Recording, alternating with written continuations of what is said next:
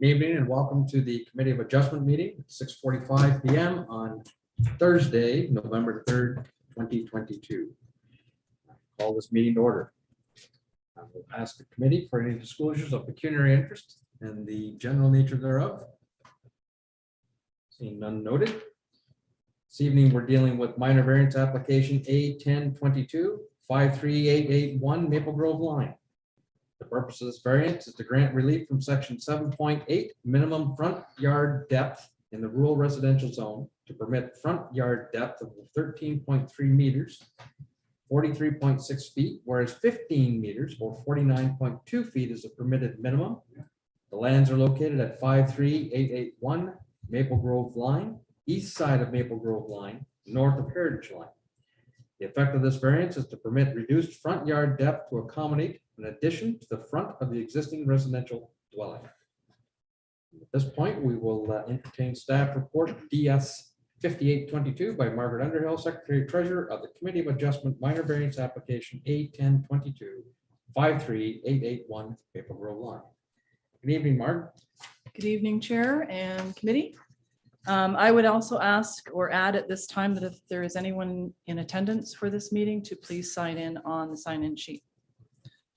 Here for the Bergen Committee of Adjustment. So the report before the committee is to deal with an application for a reduction in the minimum front yard depth in the rural residential zone. The applicant wishes to put an addition on the front of the house, and it does bring him into a reduced front yard in relation to the road distance that he has. So the variance will address the front yard reduced setback. And in the report, you also see that the applicant does not really have any other choice to locate this addition because of either septic or otherwise. So this is really the only place that he can put an addition on.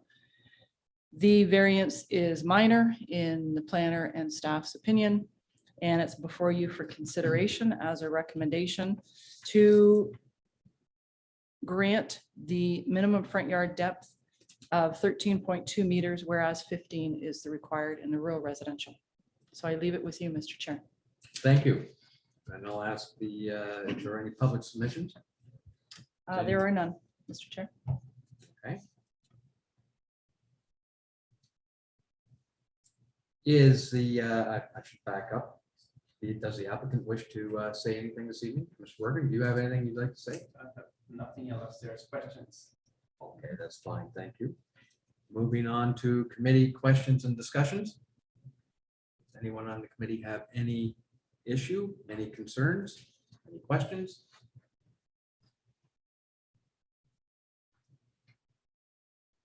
Seeing none, fairly straightforward application. We will then move into the decision of the committee. We have a motion that reads that the Committee of Adjustment Secretary Treasurer's Report DS 5822 regarding the Bergen minor variance be received, and that the Committee of Adjustment considered all written and oral submissions received on this application, the effect of which helped the committee to make an informed decision. And whereas the committee agrees that the proposed variance as presented meets section 45(1)(1) of the Planning Act and is considered minor. Therefore, application A1022 by Isaac Bergen pursuant to section 45 of the Planning Act for a minor variance is granted to allow relief from Municipality of Banff zoning bylaw number Z456/2003, section 7.8 minimum front yard depth to permit a minimum front yard depth of 13.2 meters, 43.3 feet, whereas 15 meters or 49.2 feet is required in the rural residential zone to accommodate the construction of an addition to the front of the existing residential dwelling at 53881 Maple Grove line. Need a mover and a seconder, please. Committee member Donald will move and committee member Chilcott will second. All in favor? And that is carried. Thank you. The adjournment motion at the Committee of Adjustment hearing for consideration of minor variance application A1022 be adjourned at 6:49 p.m. And that in accordance with the regulations of the Planning Act, notices of decision be circulated by the secretary treasurer accordingly. Mover and seconder. Committee member Donald, committee member Weisler, all in favor? That's carried. Thank you. We are adjourned.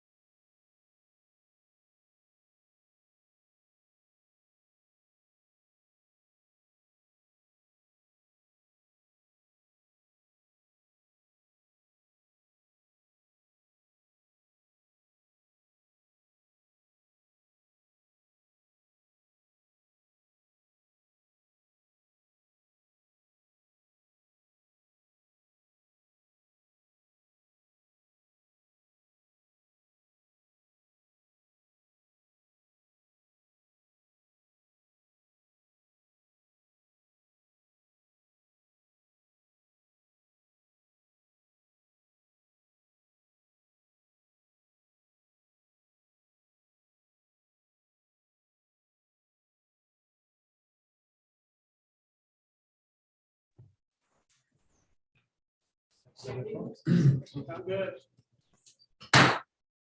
Good evening, everyone. It is 7 p.m. I will call this council meeting to order. Just to note, this is the final regularly scheduled council meeting for the 2018-22 term. Welcome, everyone, and thank you for attending. I will remind everyone of disclosures of pecuniary interest and the general nature thereof. See none noted. Item 3, review of items not listed on the agenda. Thomas?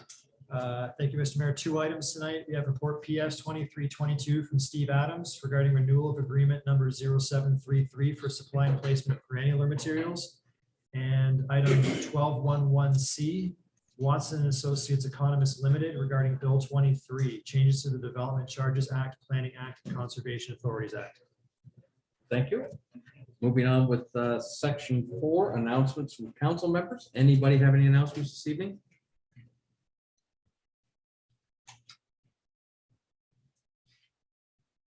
Councilor Chilcott.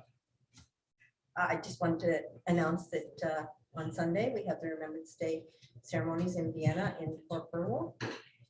Vienna's is at 11 a.m. and Port Burwell's at 1 p.m. And we're going to do that much. Thank you for that.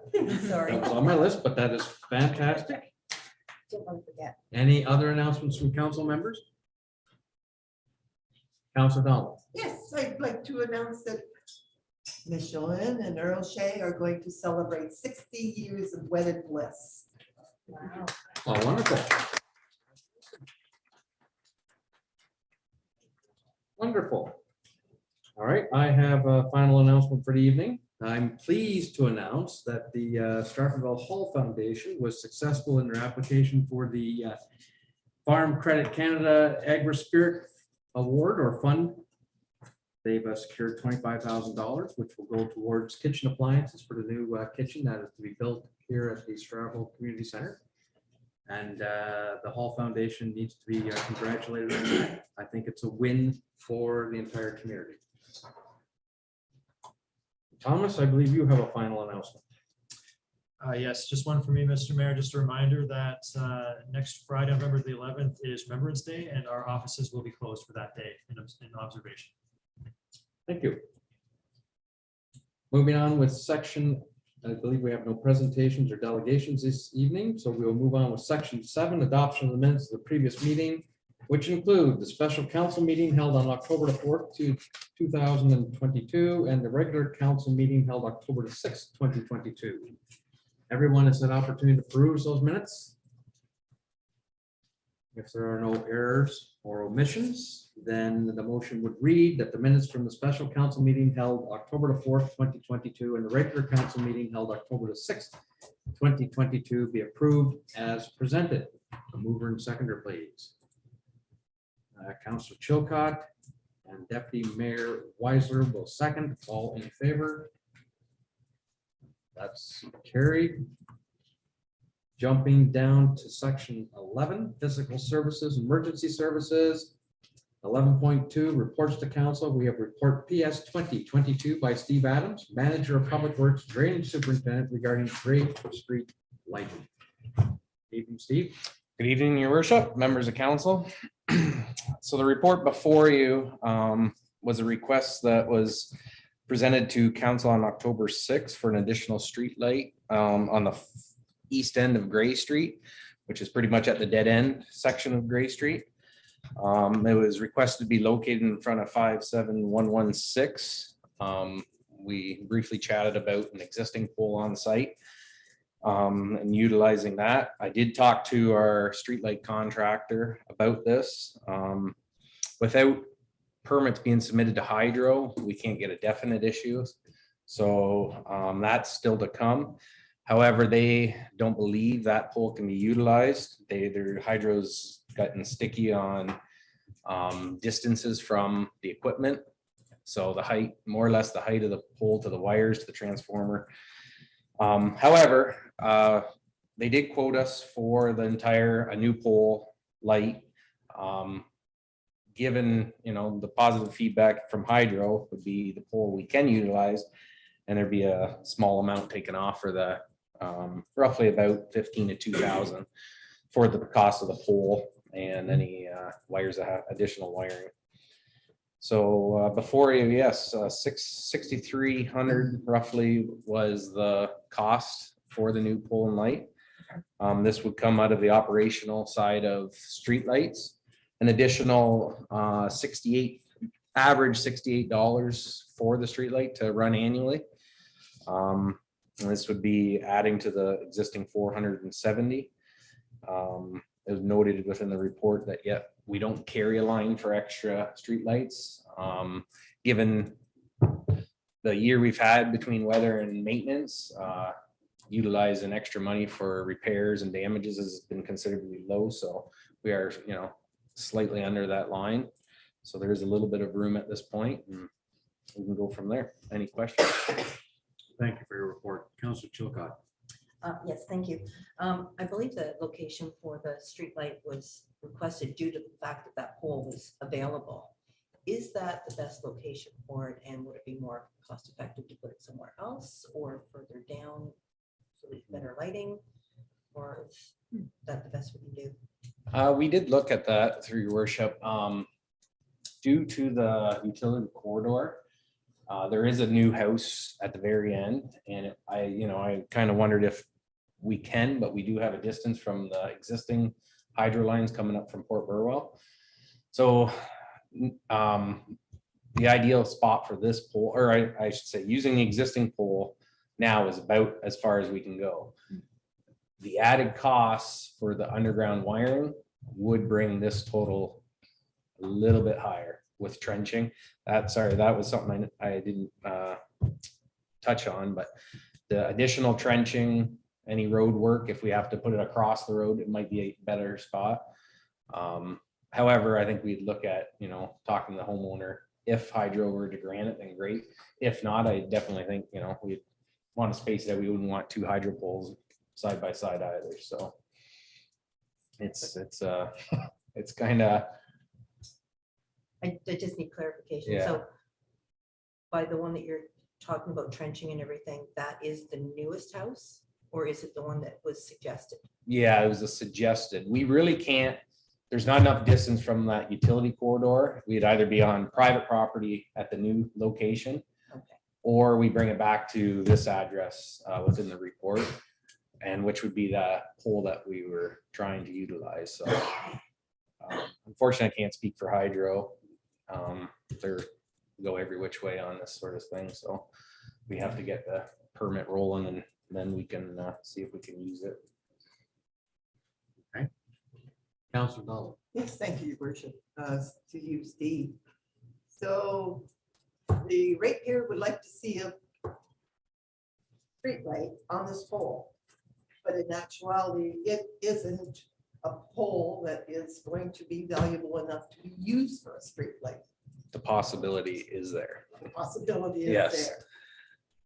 Does the municipality have a need to put a streetlight in that area? I think this consideration has come before us previously. I can say that. I have had one other residence on the street that has asked. It is a dark spot. However, it is a dead end. It's a tough call, I know, for council to make. I'm not too sure what else I can add to that. As of the street, Is it, so, through your worship, and so is it basically to do with the fact that it's a dead end, that causes it not to be able to have a street light? No, the possibility is there to have a street light. It's just in the past, there was never a street light added at this dead end spot. Why, I can't tell you when the street lights were set up, obviously, but this is all around the municipality. We have many dark spaces around. Every village has them. This is just another one to fill the hole. Thank you. I would surmise as well that since the streetlight program went in, that there have been a couple of more additional housing units that have been put in there. So it's not quite a cul-de-sac, but driveway here, one there, one. All right, so, and it is dark in there. Deputy Mayor Weiser. Thank you. Through you, Mr. Mayor. Steve, when we implemented the LED light program and we switched over all those street lights, there was feedback from the community that those lights, the way that they shine down, it doesn't go out very far. So I'm just wondering, in your opinion, would this be the best location? Would it give them the light that they're looking for? At this location, I think it would. Okay. You know, this is the light. Obviously, we're not going back to get, you know, Mhm. we're not going backwards on this. So if there's a location to put it on this dead end, yes, it would be the spot. This is the best possible. Right. spot. It's as far as we can go. It'd be the last light that will go on that street. Thank you for that. Okay, any other questions? All right, staff, we're looking for direction here. Willing to entertain a motion. Counselor Chilcott. Since I've been down that area and know how dark it is, I would recommend going forward with the light.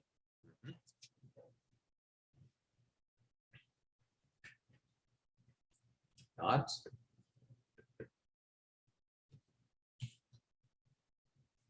All right, Tom, you got a second part of that motion? So what, Mr. Mayor? I would say it's at the discretion of staff where to place the thing, depending upon whatever permits you can get from hydro or not. I think definitely, you know, it'd be reviewed and, you know, spacing is, you know, normal street light and spacing is measured, so. Earth is the one that did the LED setup and the layout for us. I mean, they have every LED light, so, you know, they'll give us the best bang for the buck, I guess, is it's in where it needs to go. Just to confirm, it is a new pole and streetlight? Well, potentially a new Yeah. street light. Counselor Chilcott. That raises another question, sorry.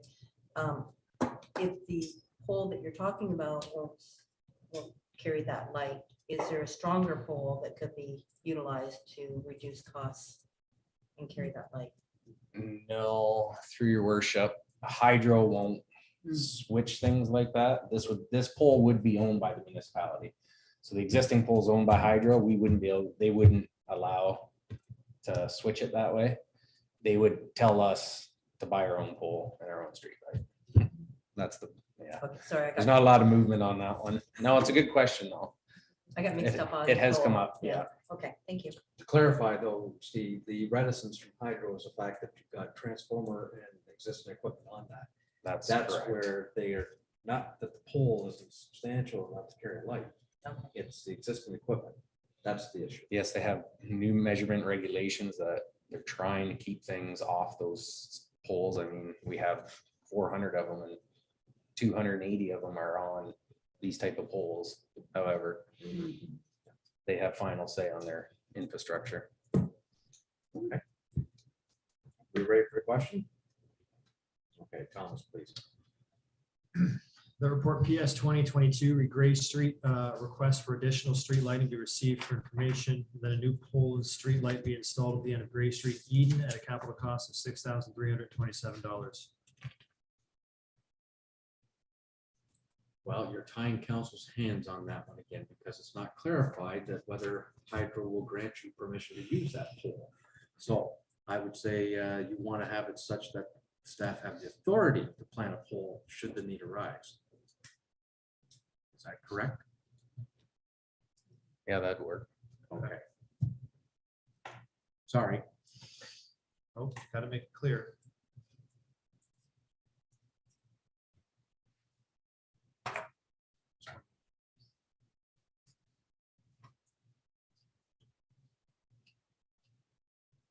If I may, while we're doing Deputy that, Mayor.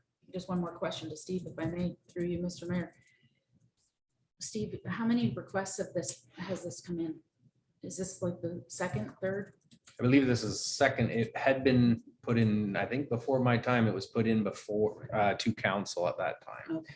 And the reasoning, I think that was sent back at that point was the infrastructure wasn't there at the time as well. Gotcha. So the possibilities there, but it's just moving forward. Mr. Mayor. Yes, please.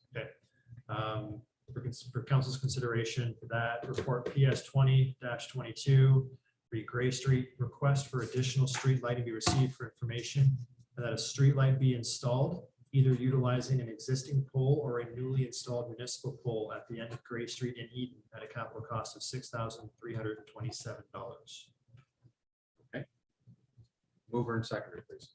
Counselor Chilcott will move, Counselor Donald will second, all those in favor? That is carried, thank you. Item B, report PS 21-22 by Steve Adams, Manager of Public Works, Drainage Superintendent regarding the 2023 agreement renewals. Steve. Okay, this report is kind of an annual report on updates for our 2023 agreements, moving forward, sorry, with the 2023 agreements.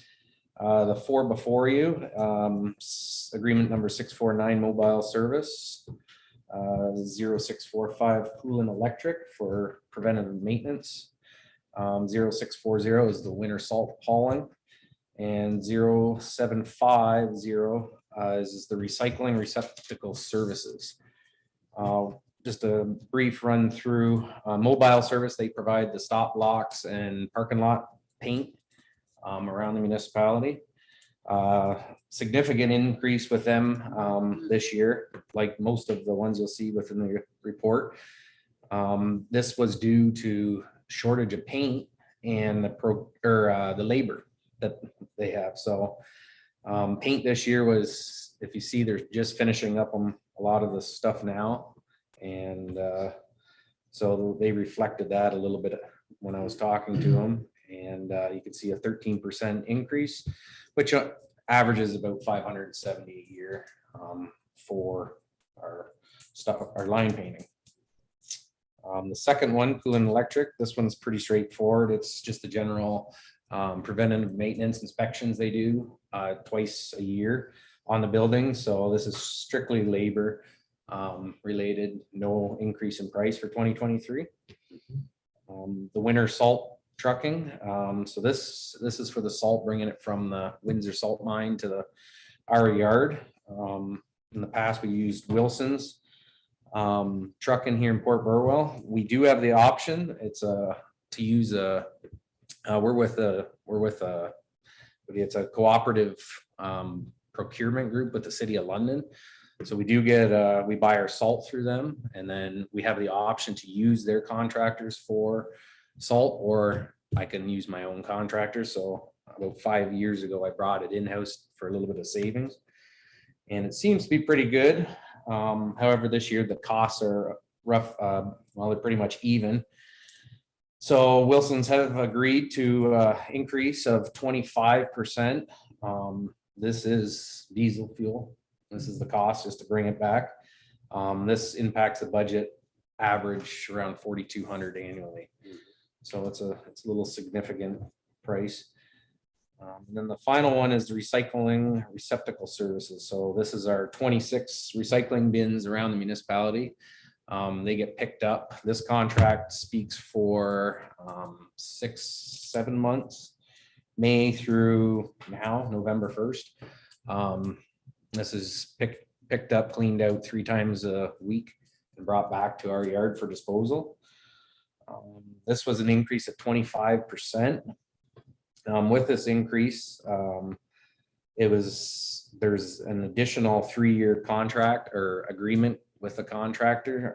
She's willing to hold the cost, but this is also fuel plays a part in this with travel across the municipality. So the increase with this contract or agreement is roughly $3,000 annually. However, for public works to do the staff, it's roughly between 15 and 18 hours a week of a public works staff. So it's pretty straightforward. November through April, through the winter months, public works staff do empty them out. So not 3 times a week. We do it kind of pending the weather and pending how full they are with service requests. So any further questions on that? I'm here for questioning. Thank you for that report. Any questions for staff?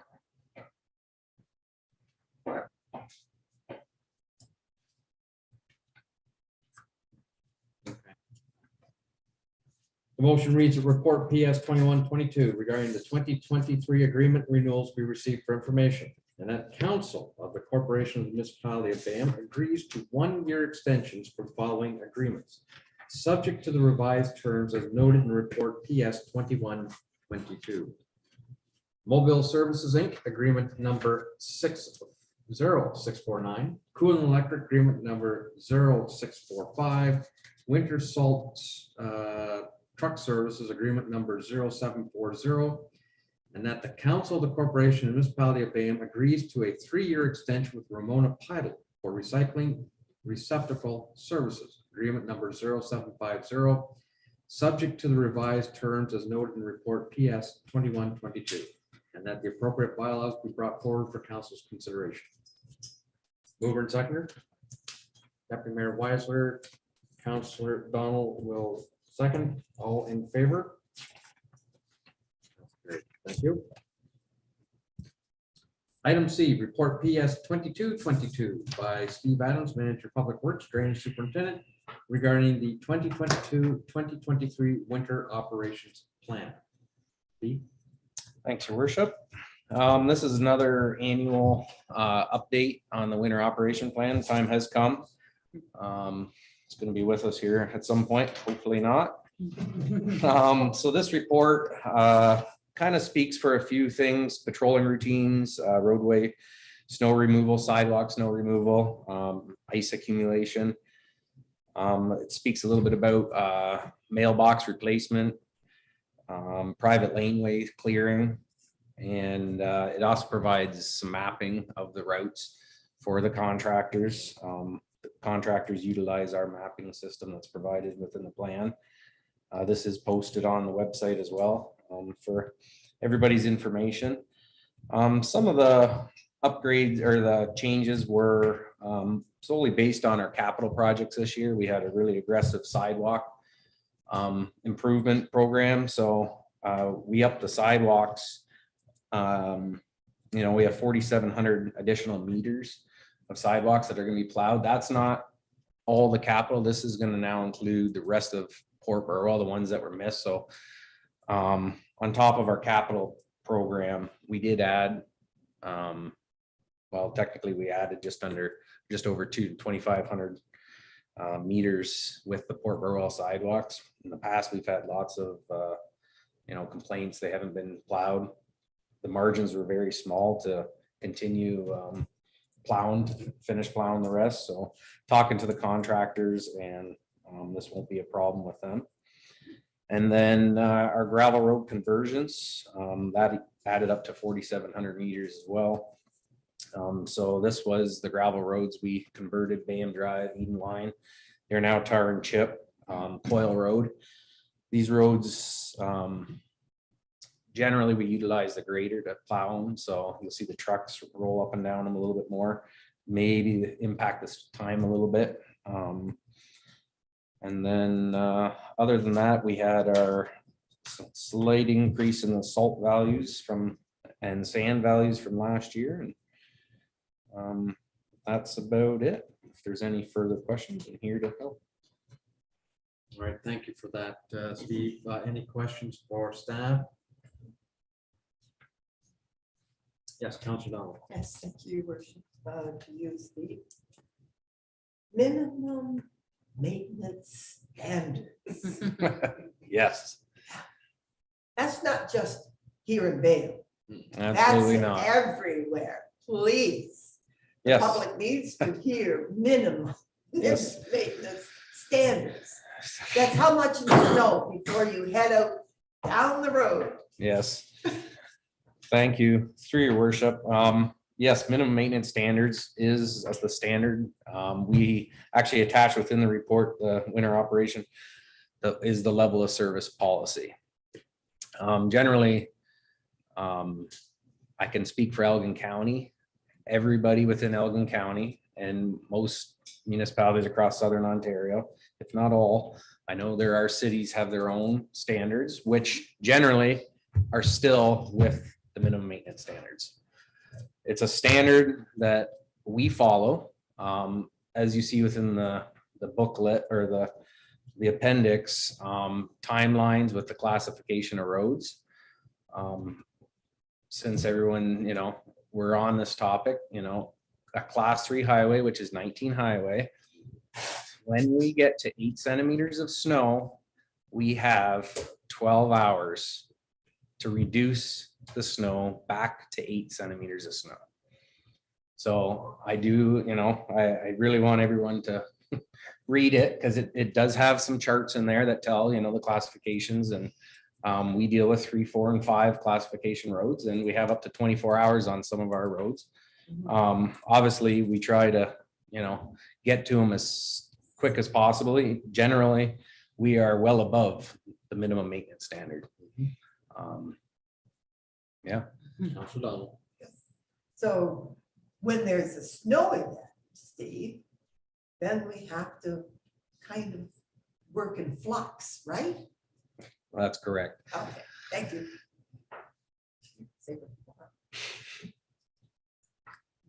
Councilor Chilcott. Yes, thank you.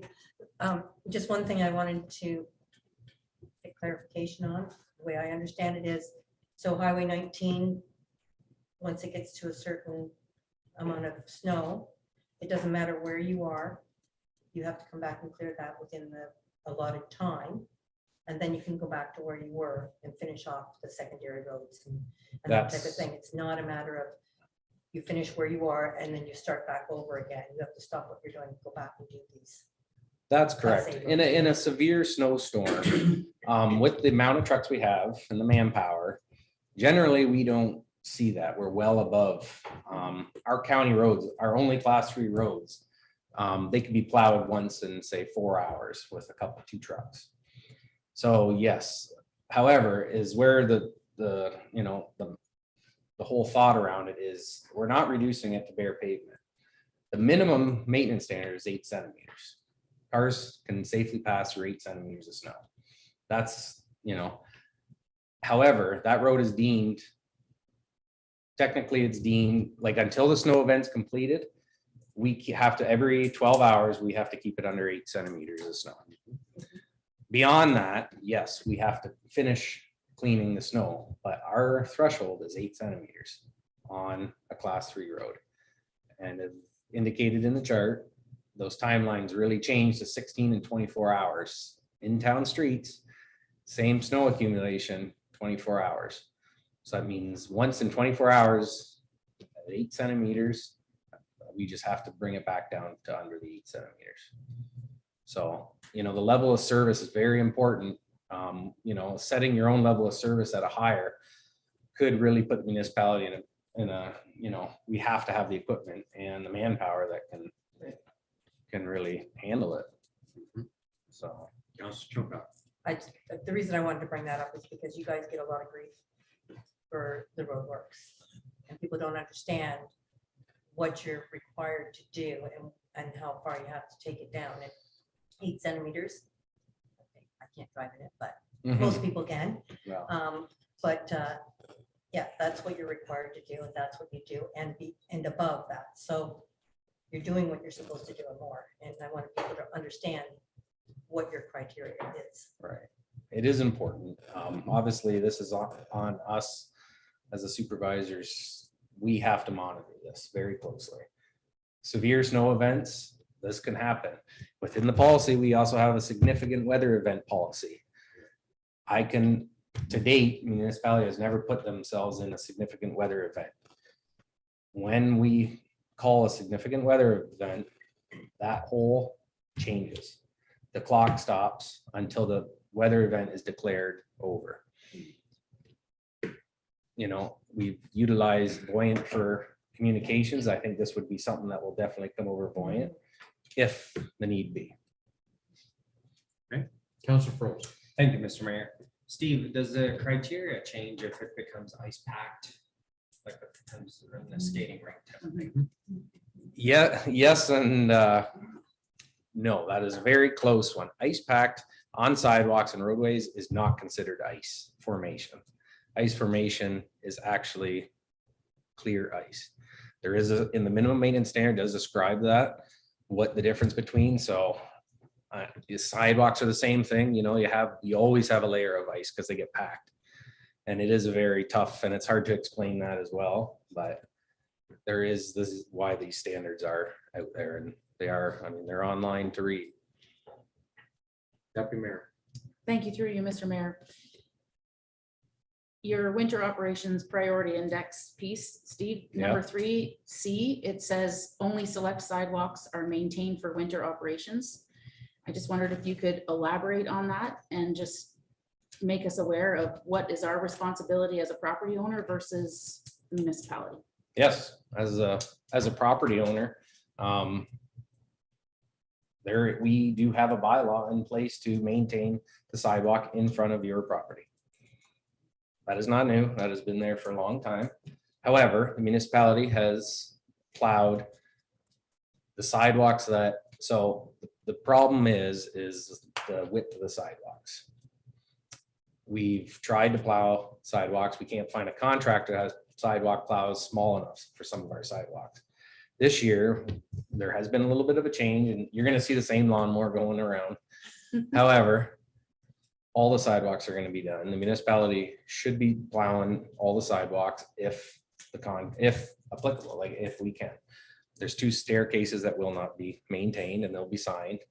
However, the sidewalks throughout the municipality, and this is our capital program, you know, accessibility up to 1.5 feet. So it'll be a little bit nicer in the future if we keep moving with the sidewalk program.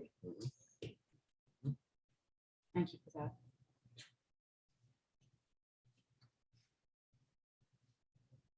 Nothing further? All right, Steve, the appendix A, roadside snow removal. We've talked about this before. It contemplates you will only remove snow from downtown cores if necessary from Vienna, Stratford, or Berlin. There must have been someone else moving it out of Eden. That's right. That could slide in there.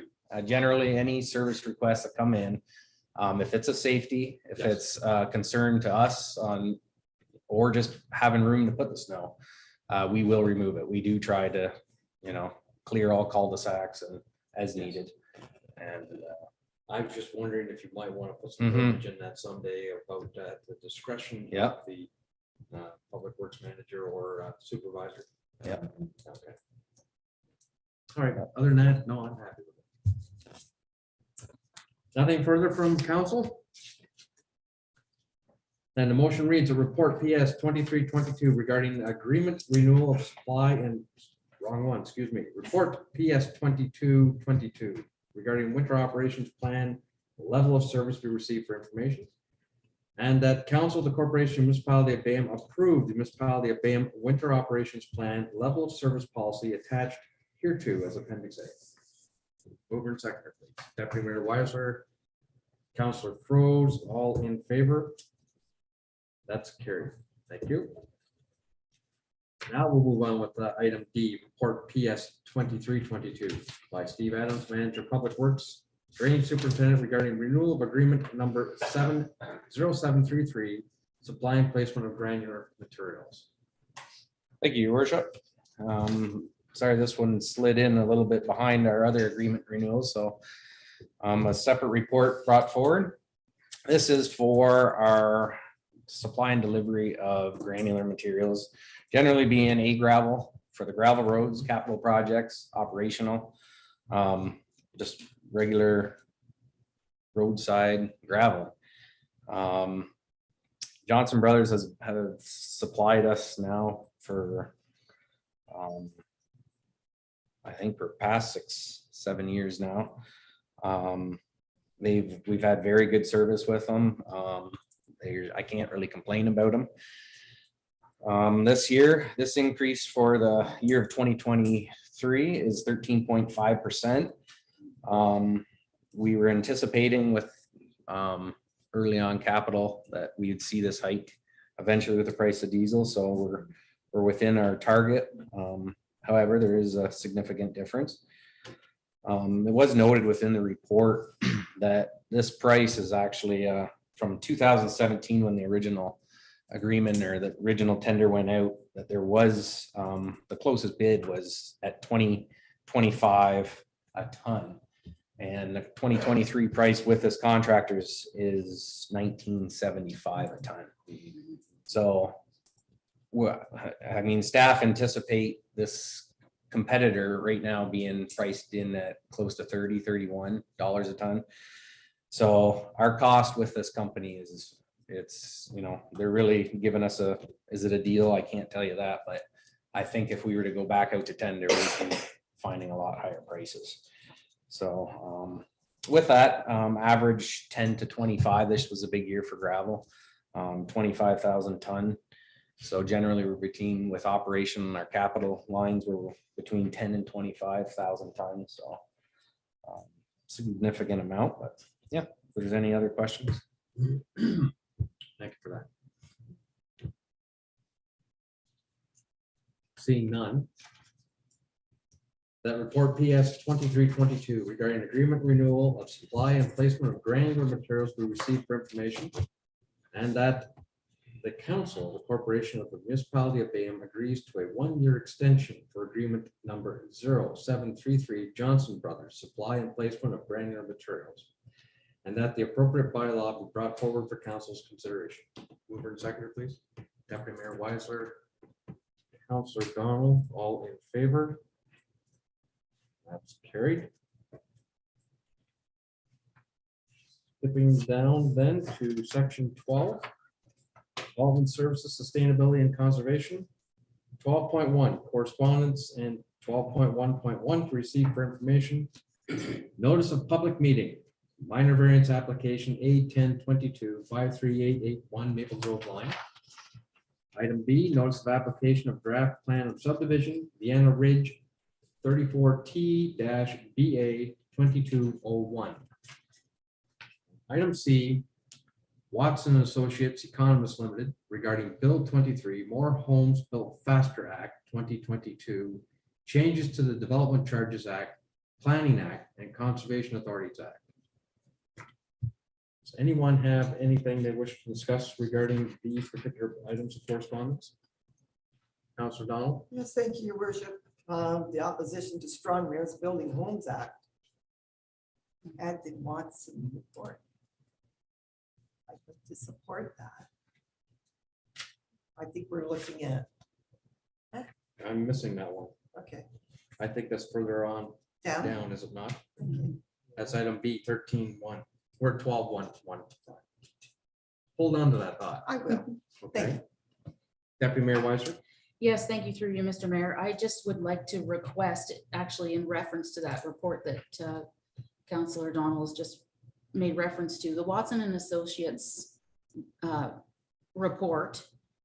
It's kind of a high level, and I wondered if there was a chance that staff could bring back a report that would specifically address how these changes are going to affect Bayham. Okay, if I read the report, and I did last night, it was midnight, but I read it. It's suggesting that this was preliminary comments and that Right. further details would be forthcoming. My understanding is that Bill 23 has still not had received royal assent yet. Right. So it may be a little premature to ask staff to bring that kind of detail back, but I'll seek a little advice and guidance from staff accordingly. When the time comes, definitely we want to know what's going on. So For sure. November 15th is probably when they're going to push that through. If If it gets through, yeah. What's the take from staff? Through you, Mr. Mayor, in discussion with Marg on this one, IBI is interested in bringing forward a memorandum on Bill 23 and the impact specifically to planning. As noted in the Watson and Associates correspondence, there are also impacts to development charges, and now that is something that impacts Bayham as we just approved the development charges bylaw for water and wastewater. So staff would definitely be amenable to bringing a report back that provides council information on how the bill, should it be adopted, affects the municipality. So we have no problem with that. I would just stipulate that once passed, then Okay. we'll look at bringing something back, because then the terms are to some degree set in stone. I think that looks a lot more appropriate. Again, rather than speculative, let it be passed and then deal with it. Counselor Donald? Yes, thank you, your worship. I'd just like to say that the CA, the Conservation Authority, Long Point Regional Conservation Authority, was very highly impressive to make sure that the municipality had something to say towards Bill 23. They would like to see the municipality take action and comment. Comment, yes, Okay.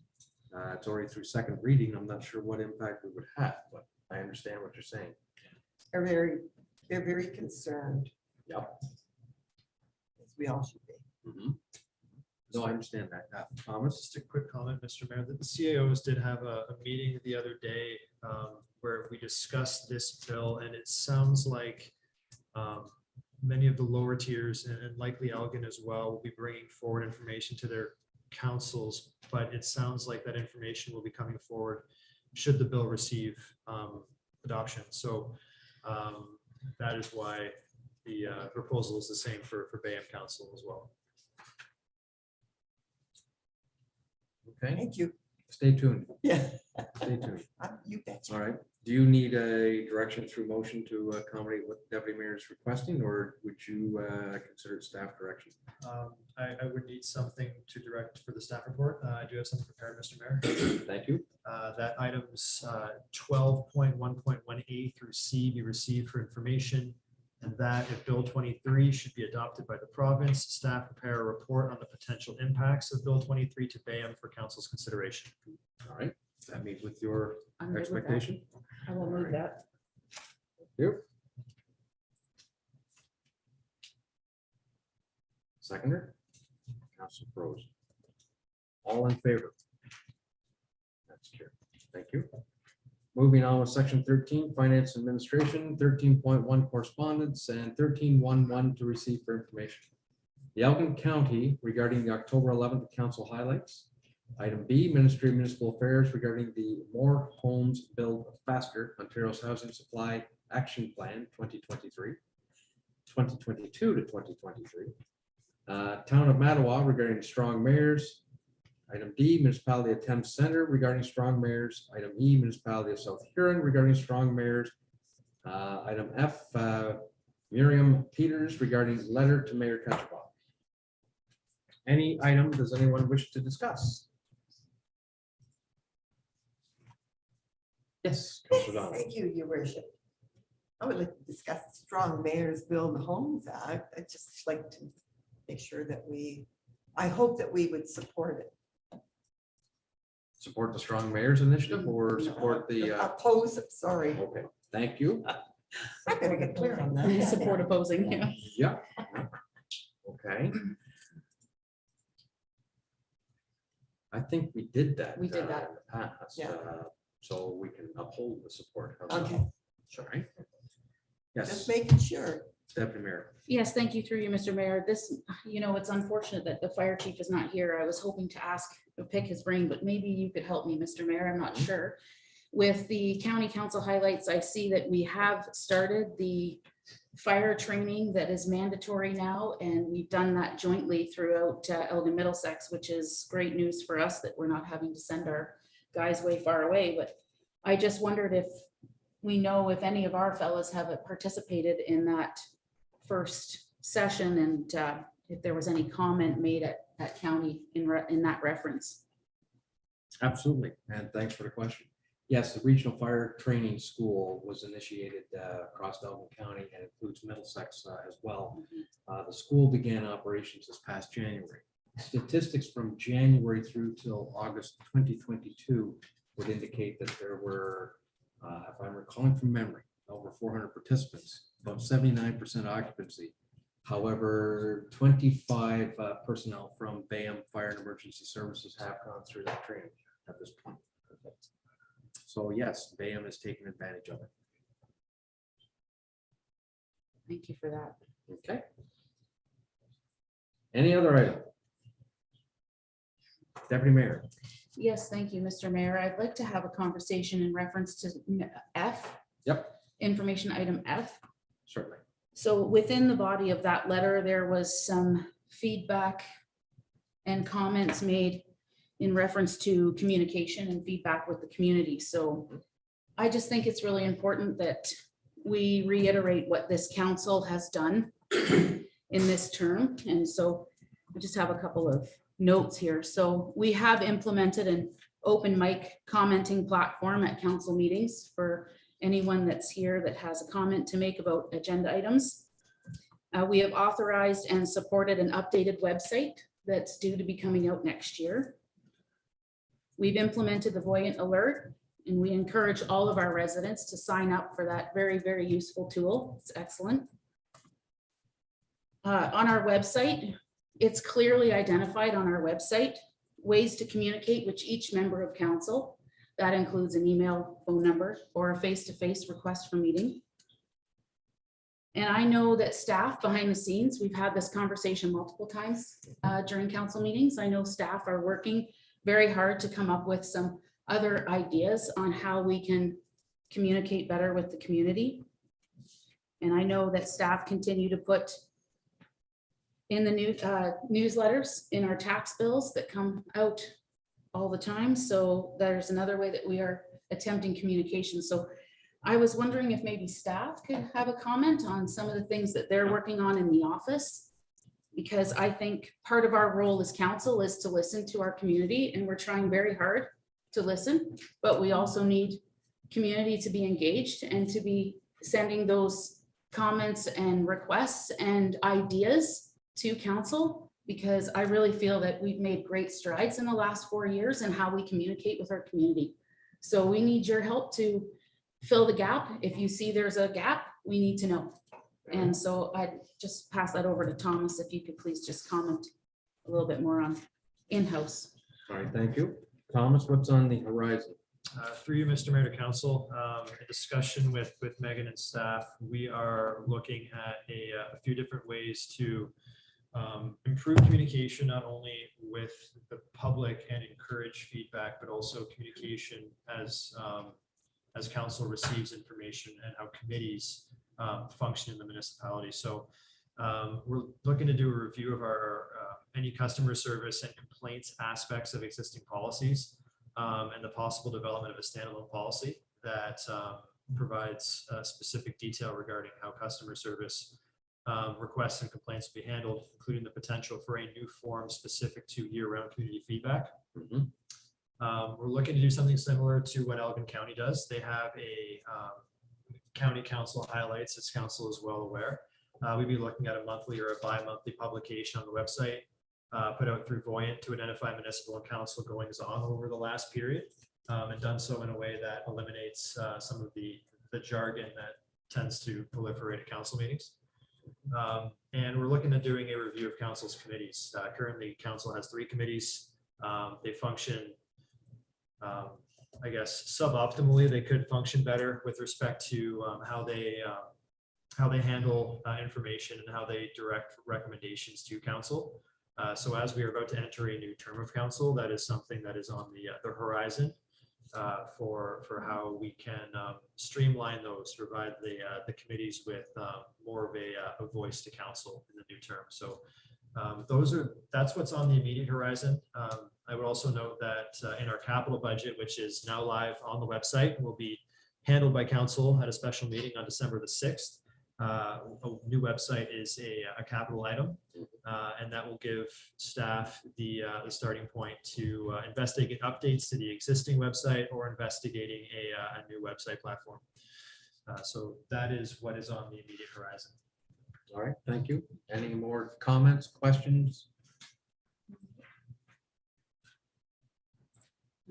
Okay, I would agree with your comments, Deputy Mayor, that yes, it is important to but to listen to what the community is trying to tell you.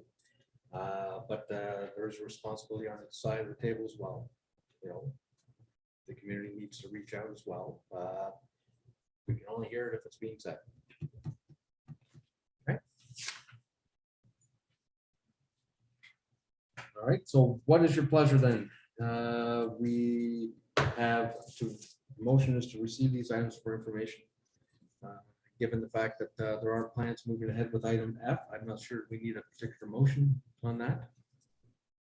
So, all right, but I do thank council members and staff for the discussion on that. The motion reads that items 13.11A through F be received for information.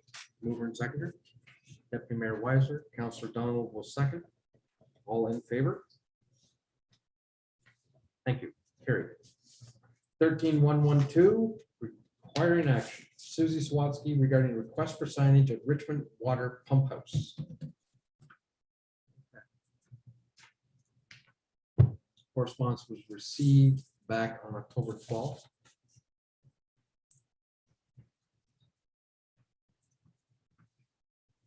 Deputy Mayor. Yes, thank you through you, Mr. Mayor.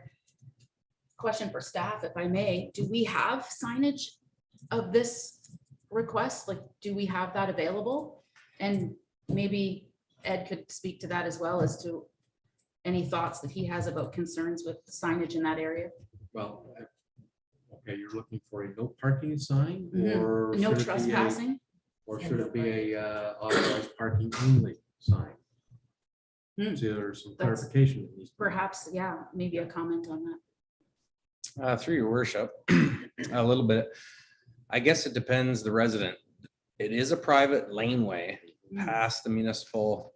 So if a resident is requesting for the municipality to install a no trespassing sign, I would be suggesting that the resident would install the sign on their own property. Adding parking signs, permitted parking signs to the parking lot definitely can be something, chances are we have something in stock. You know, I know our sign budget line is maxed out right now for new signs. However, something in the new year, if we wouldn't have it, maybe a little bit more, a little bit better on the budget line. We're trying to cut it down as far as we can because we have added a lot of signs. So yeah, I guess it depends exactly what they're looking for on this. But I would suggest the resident install their own no trespassing sign and they would be the ones maintaining the no trespassing. Is that not the property and driveway that staff currently use? Yeah, so we Yeah. use the entrance, but yeah, like it's hard to say if they want it on the asphalt or do they want it on the other side of the asphalt? I'm not.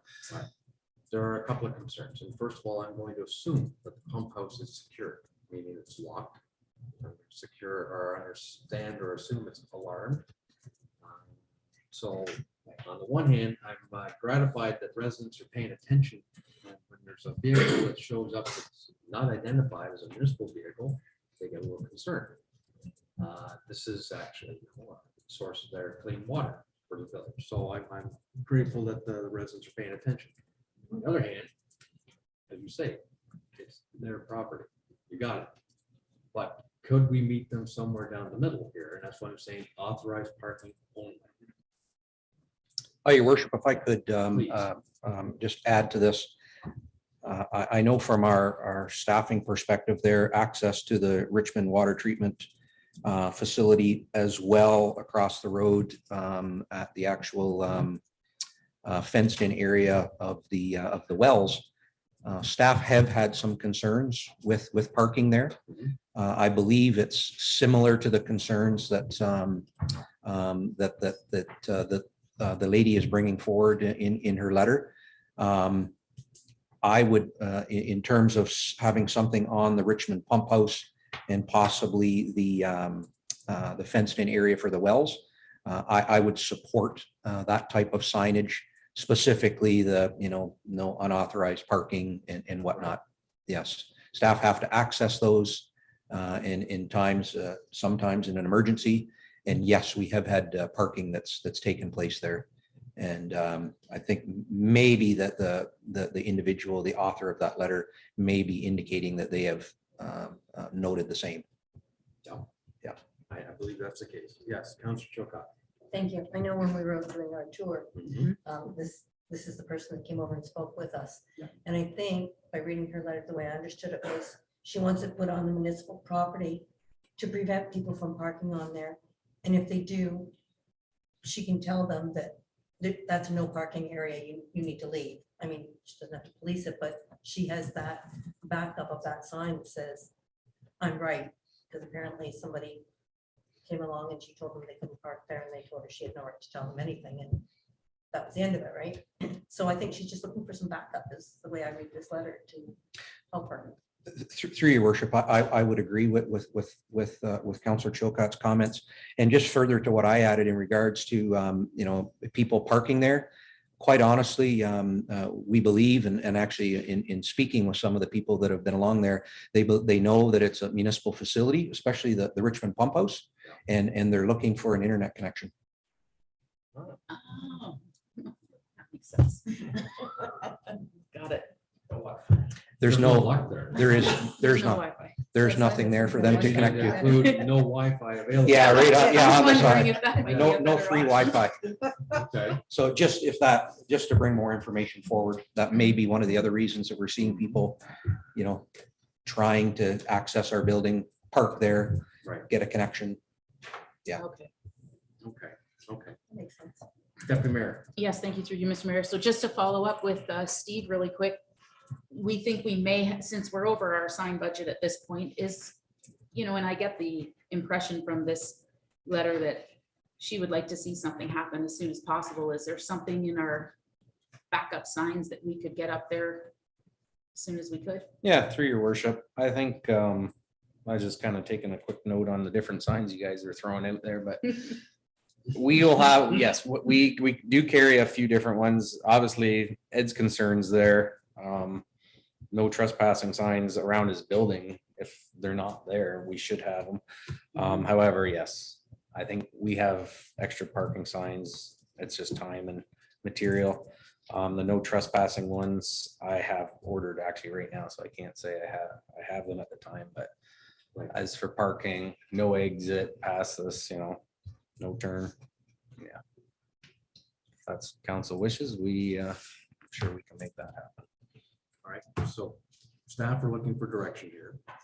And yes, Councilor Froze. I would like to make a motion to leave it up to staff's discretion as to the proper signage at this place, and do so whenever they feel they have the sign or the budget to do so. Okay. So then the motion would read that correspondence from Susie Sawatsky regarding a request for signage at Richmond Water Pump House be received for information, that staff be authorized to install or implement appropriate signage as deemed appropriate. And when affordable. And affordable. How about Sign available? budget is full. How about available? Sure. I don't know if you need to put a timeline on. I don't think No. simply when, Yeah. when they have the authorization, they can take care of it. Got something for that, Thomas? Deputy Mayor? Thank you through you, Mr. Mayor. Just to close the loop, will somebody be contacting the author and letting her know? Thank you. Okay, We're just right there. thank you very much. Thank you for that. I appreciate it. Yes. Yes, Thomas? So the motion would read that the correspondence from Susie Sawatsky read request for signage at the Richmond Water Pump House be received for information, and that staff be authorized to establish signage at the Richmond Water Pump House property as deemed appropriate. Mover and seconder, please. Councilor Chilcott will move. Deputy Mayor Weiser will second. All in favor? That is carried. Thank you. 13.2, reports to council. We have report TR 1722 by Lauren James, treasurer, regarding the 2022 third quarter variance report. Good evening, your worship, members of council. Before you is the Q3 report. Similar to the previous reports for the annual quarterly. You got appendix A, your operating expenses for the period, and you have your capital expenses for the period. Items is noted in the left hand with notes, and the projects that are noted as completed, deferred, or canceled. If council has any questions at this time, I will field them. I'll preempt the questions from council. Mr. Treasurer, do you have any concerns of any projects or spending at this point in the third quarter? Obviously, there's a few projects that have a little bit of cost overruns, and that's unfortunately due to unbearably still high CPI. Last month it was 6.9. As the manager of public works alluded to, there is some cost pressures coming, obviously with diesel, obviously with gravel and other materials. Our one great constraint is our labor costs, our constraints. They're locked in with our collective agreements and with our early procurement. So that has given us an advantage over other municipalities that have actually experienced projected deficits from discussion with the other treasurers. A lot of them are projecting deficits. It's hard to say what we're going to be at the end of the year, but I'm hoping we're plus or minus 1%. Right. So that would be an ideal target. The last couple of years, we've had surpluses, which have been repurposed to capital funds. So I will not estimate what the surplus or deficit at this time. I'll let you know in February. Thank you for that. Any questions for the treasurer at this point?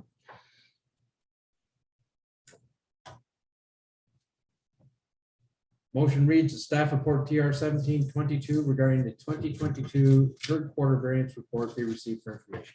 Mover and seconder, please. Councillor Donald, Councillor Chilcott will second. All in favor? That's carried. Thank you. Thank you. Item B, report CAO 6122 by Thomas Thayer, CAO clerk, regarding post municipal election accessibility report. Thank you, Mr. Mayor. First of a few for me tonight. This report is required under legislation to come to council within 90 days after vote day. So this is before you as an overview of municipal election accessibility. In preparation for the 2022 municipal elections, staff assessed 3 potential polling stations for accessibility using the Elections Canada polling place suitability checklist. All 3 venues were deemed accessible per the checklist, satisfying the requirements of the MEA. These are the same locations identified and used in 2018. Additionally, and in accordance with the accessibility requirements of operating a municipal election, staff finalized and posted the 2022 municipal election accessibility plan to the website on the 23rd of September, fulfilling another section of the MEA, and both of these documents are attached to the report. Election officials were appointed at trainings at the training sessions held on the 29th of September and the 4th of October 2022.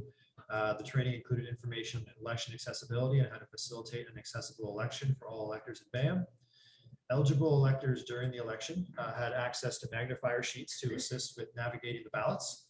These were located in the voting booths for ease of access. Electors could also request assistance to navigate their ballots. If assistance was required, the elector and or the individual providing assistance read and assented to an oath to assist faithfully and without partiality. Election officials under the Act are also designated to provide impartial assistance whenever required by an elector. So those requiring assistance during the vote were encouraged to use the advanced poll dates and times, as these are generally less heavily attended and allowed for more time and assistance for electors who required the same. When we set up the polls, we spaced them in such a manner to permit the movement of wheelchairs in a free and unencumbered manner. Election officials were also required to inspect polling station and venues regularly to ensure accessibility at all times. Staff are proud to say that we received no accessibility concerns during the election period. And as a note going forward, to further encourage accessibility and increase voter turnout in future elections, it is expected that staff will investigate alternative voting methods and present a report on same well prior to the 2026 municipal and school board elections for council's consideration and direction, should alternative voting be desirable. So this would consider the use of in-person voting with tabulators or the consideration of internet telephone platforms. But this will be coming forward in a later year. So with that, I'm available for questions. Thank you for that report. Any questions?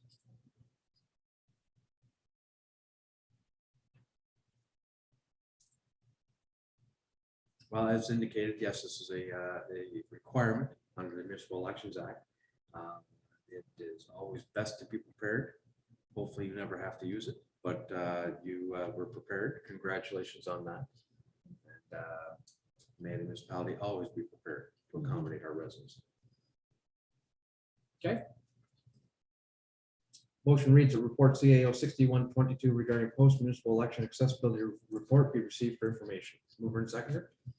Councilor Pros, Councilor Donald will second. All in favor?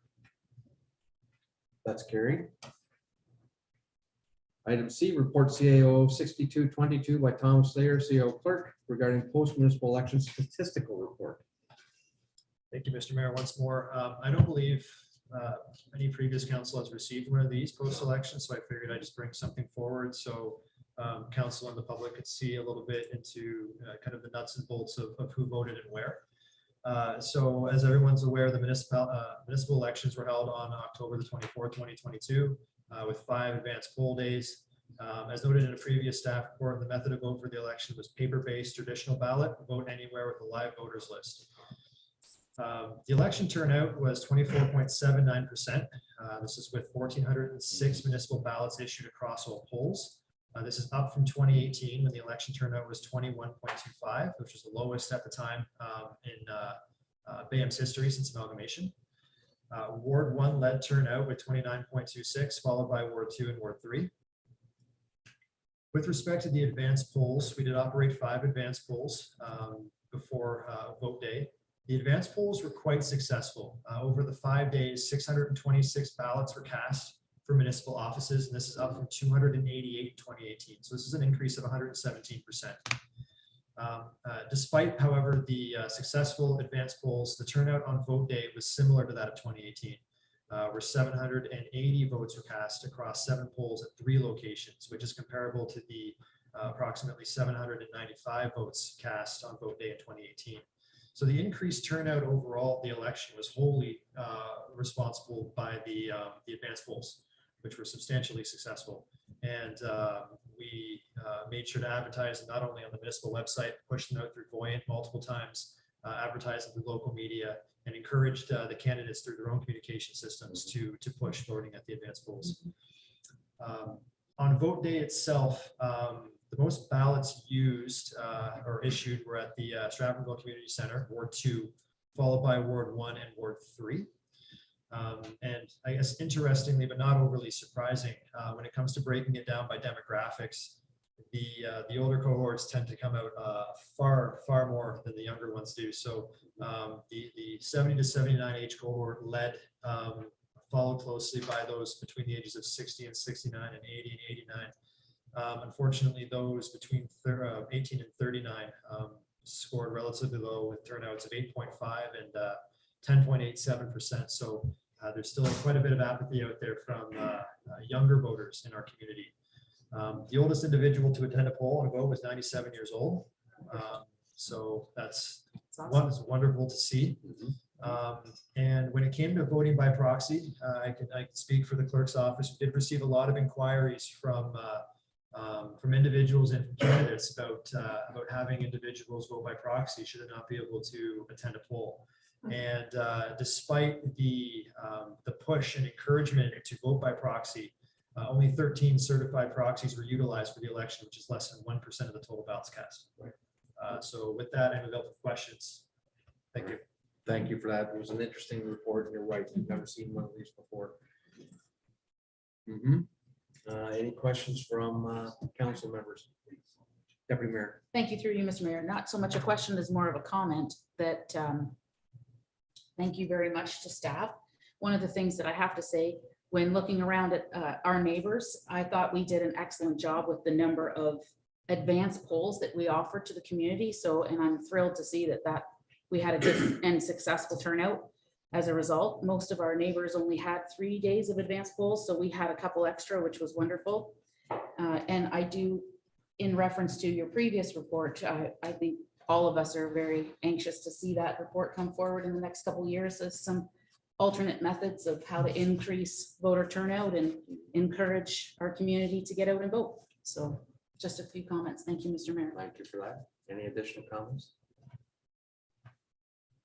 All right. Motion reads a report CAO 6222 regarding post-municipal election statistical report be received for information. Mover and seconder, please. Deputy Mayor Weiser, Councillor Chilcott will second. All in favor? That's carried. Item D, report CAO 6322 by Thomas Thayer, CO clerk, regarding the Port Burwell Lighthouse Heritage Cladding Assessment Report.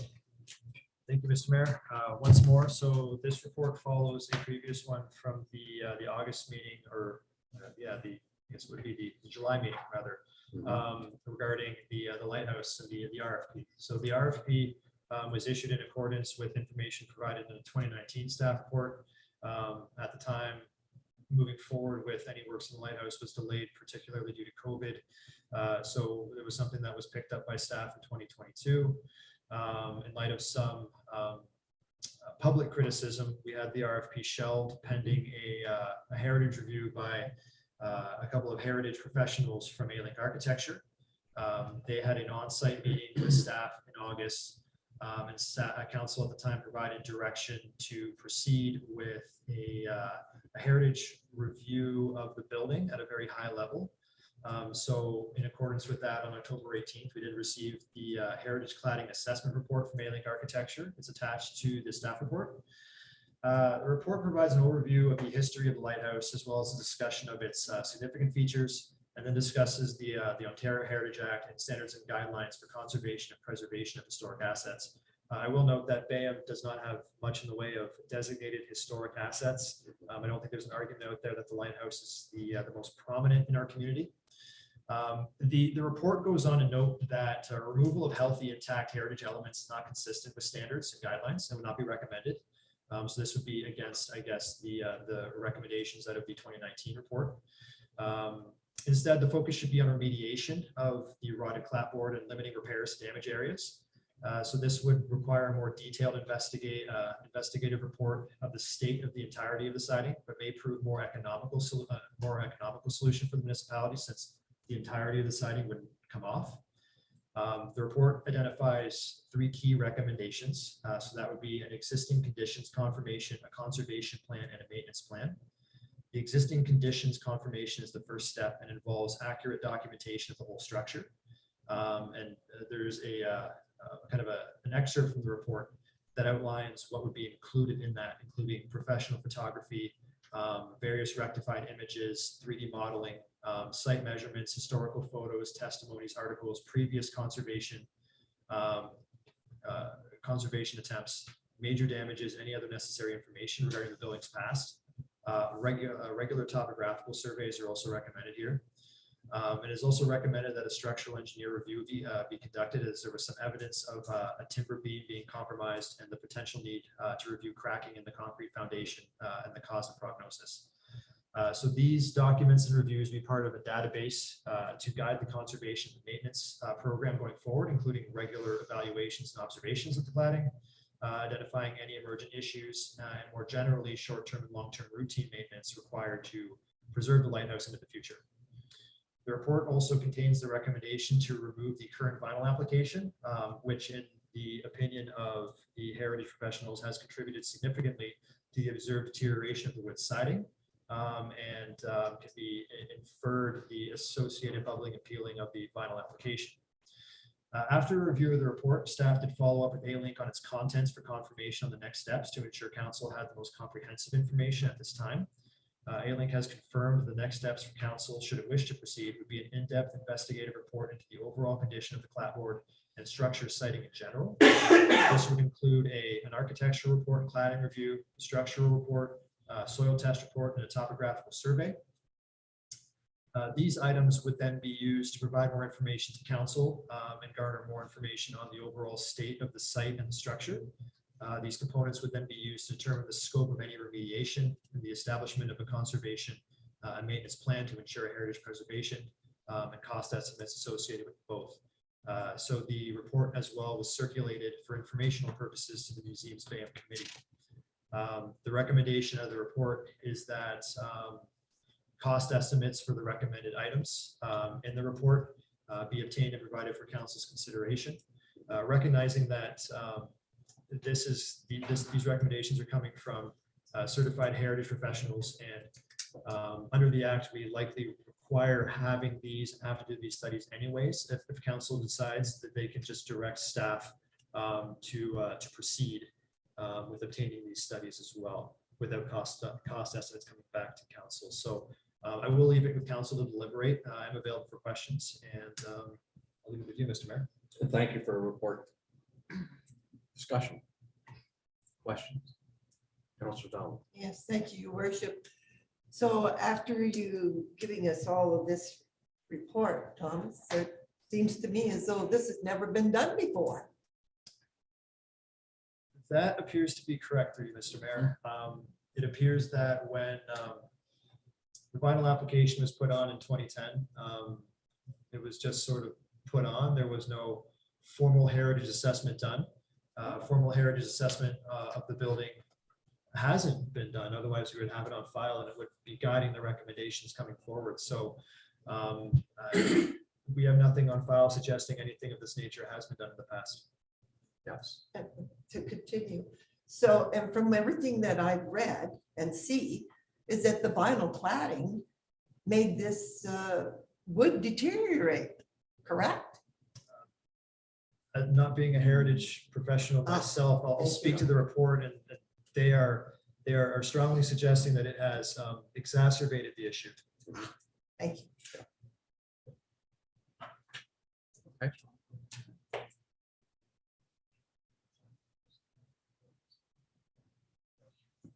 Yes, Councilor Cruz. Thank you, Mr. Mayor. The $100,000 grant that we kind of need to take advantage of before year end, the way I understand it, can we utilize that to do all these studies? Because it's going to take more than 100,000 to get all these done. Through you, Mr. Mayor, to the Just councillor. an uneducated guess, sorry, but that was sure. Yeah, I don't have any information on what these studies and reports would cost. That would be part of, further discussions with A-Link. They are aware that we will likely be moving forward with something in some capacity because they're required as sort of the bedrock to move forward with the preservation effort. But I don't have an estimate at this time for the costs. With respect to the grant has to be used by the end of the year. My understanding is they cannot be used for background studies, so I'm waiting for clarification on that. STRF is also well aware that we do have some background study requirements that have to be met prior to the work going forward, and they asked to be kept in the loop. I have kept them in the loop. I'm waiting for a response from them on it. So there is some outstanding information. Yes, Councilor Cruz. Thank you, Mr. Mayor. So is the lighthouse currently deemed heritage? The lighthouse was designated as a heritage building under Part 4 of the Heritage Act in 1985. Yes. Councilor Chilcott. Thank you. Excuse me. Do we have any timeline as to when these reports would be finished? Because, I mean, this is November. So if we have to do this by the end of December, we're going to be working in snow and whatever else. What happens if we don't get it done by the end of December? The grant money goes away, or can we apply for an extension? Through you, Mr. Mayor, to Councillor. So I've reached out to STRF on this regarding whether an extension is possible. They haven't said definitively yes or no. They're waiting for some additional information for us regarding a more concrete timeline. I provided them with some additional information earlier this week. I'm waiting on a response. And do we know how long the reports are going to take? At this point, I don't have that information. That is a further discussion with A-Link and the scope of work there. In discussion with them, they did suggest that they could have costing likely end of this month for council's consideration in December, but that's only costing. That's not the start of the reports. So unfortunately, I don't have more detailed information this time. It's all a little bit nebulous, but we're working on it for sure. Deputy Mayor. Thank you, through you, Mr. Mayor. I don't really think we can wait. I think that we should have had this information back in 2010. And I think it's only fair if we want to maintain this beautiful piece of architecture down in Port Burwell that we need to have all the reports that we can on file to successfully move forward to fix the problems that are there. So I would be in full support of making sure that these reports get done and get on file so that we have everything we need in the future to hopefully be successful for grants down the road. It's just my comment.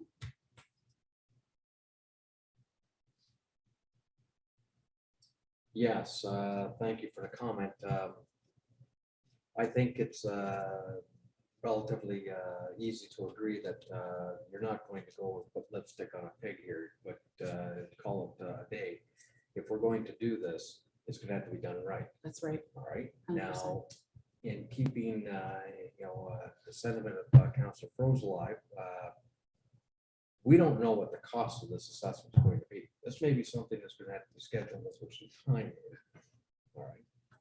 So I think the course that staff have recommended here is to bring us a cost estimate back to give an opportunity to plan and move forward with this. Yes, the grant may be at risk here. I acknowledge that. But I'm thinking that the prudent course is not to jump, but to take this proper step moving forward in a constructive approach. That's my opinion. Yes, Councilor Donald. Yes, thank you, your worship. I guess I just have a statement to make, and that is that the Port Burwell Lighthouse, to me, is the identity Mhm. of Port Burwell and the community of Bayham. Right. So I would like to see us look at how we can approach this Mhm. and preserve the lighthouse. Yes, acquiescing with your, No, I agree with you. Yeah. Absolutely. Yeah. Absolutely. thank you.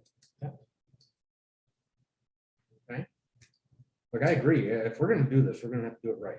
The alternative is, and I don't want to contemplate the alternative.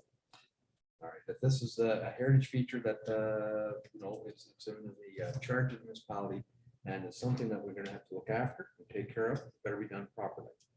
I don't think we want to forge ahead and make rash decisions here, but I think we need to be constructive and moving forward in a measured pace.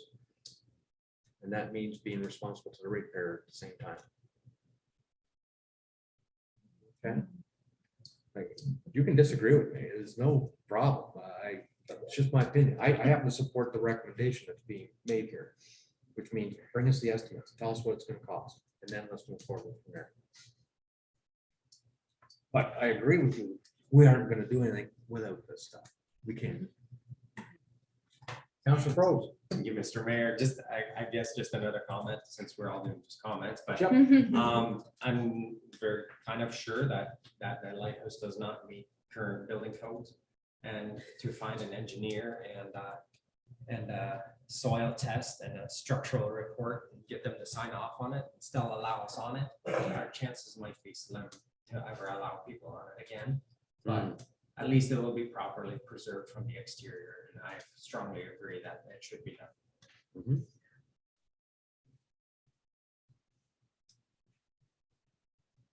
We have a recommendation before us, it doesn't mean you have to accept it. Councilor Chokai. I just want to move that we move forward with getting the cost estimates as quickly as possible and Shall I read the recommendation then? Sure. All right.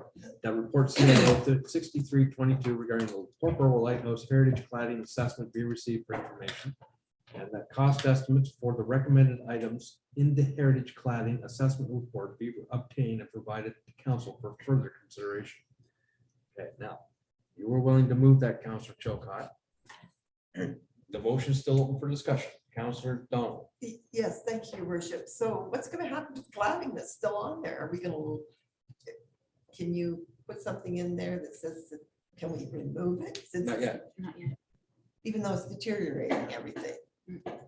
Oh, sorry, I'm not an expert, sorry. Yes, please, I'll let Thomas answer that. It was addressed in the report. Yes, yeah, just to clarify for the counselor that the current state of the cladding would be addressed through the architectural report and the cladding review that would identify the scope of the work. So that would determine what area or areas of the cladding should be removed and replaced with Right. current materials. But also keep in mind it contemplates complete removal of the vinyl. Yes. Okay. Well, if it's rotting wood, we won't leave it on there, would you? You just strip it off now and before you get the reports and decide what you're gonna do? No. Okay, thank you. No, I'm just, sorry, I was speaking out loud. Yeah, no, I thank you for that. Okay. Opinions are always welcome. Good. Okay, so we have a mover. Do we have a seconder? Counselor Donald? All right, then I will call the question. All in favor? That is carried. Thank you. Moving on with section 14, the bylaws. We have bylaw number 2022-071, being a bylaw to authorize execution of a library lease agreement between the municipality of Bayham and the county of Elgin Fred Bodsworth, Port Burwell.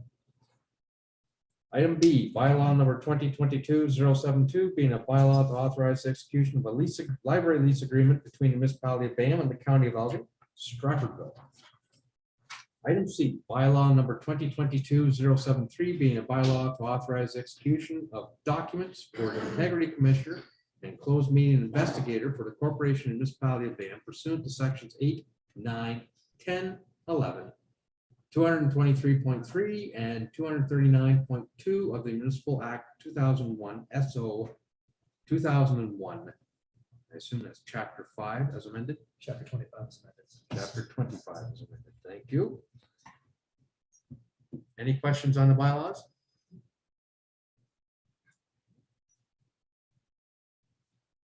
Okay, can you remind me again, Thomas, when did the former integrity commissioner, closed meeting investigator resign? September 30th. Okay, and have we been without?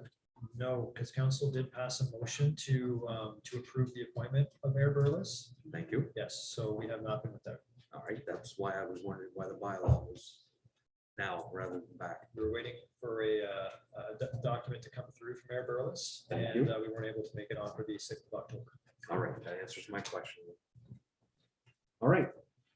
Seeing no questions or concerns, the motion that bylaw number 2022-071, 2022-072, and 2022-073 be read first, second, and third time and finally passed. Mover and second, please.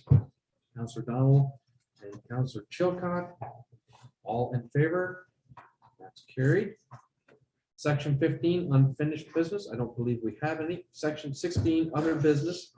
Before we move into an in-camera, I believe Mr. Wilson has a report to bring to us from a verbal nature regarding some alleged activity that took place at the wastewater treatment facility this past weekend. Please set the record straight, Mr. Wilson. Your worship and members of council, first off, thank you for this opportunity to speak on this topic. It's very disturbing, very concerning for not only me, the water and wastewater department, but for this sitting council. This past Friday, I was contacted verbally by the Ministry of the Environment with an accusation that the wastewater treatment plant located in Port Burwell was discharging sewage sludge directly to Otter Creek. This, of course, prompted an investigation by Ministry of the Environment. And I was later also contacted by a Southwest Public Health Inspector with the same accusation and notified that they were initiating an investigation that was started off as simply finding and determining the facts. I can tell you at the time of the accusation that the wastewater treatment plant was discharging pristine effluent, all well within our allowable concentrations to be discharged to Otter Creek. Further, I found out that there was an author on what's known of a platform, a Facebook platform that's called Burwell Life. The author had posted a number of photos, what they believed were in accusing the wastewater treatment plant of discharging sewage sludge. It appeared to be foam, probably sections the size of this table, beige, brown colored looking foam that was along the small beach located near the boardwalk area. Further photos were posted on this Facebook site by the author that it was washing up on our municipal beach. This information was communicated to Ministry of the Environment and to Southwest Public Health. I'm assuming that those same photos were sent off to those government agencies.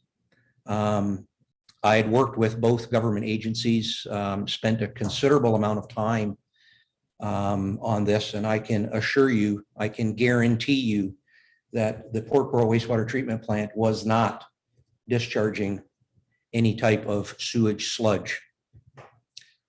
Further to this, the same author on this Facebook site had concerns that there must be something wrong with the wastewater treatment plant, because on Saturday, this past Saturday, there was a number of trucks and staff that were on site for many, many hours.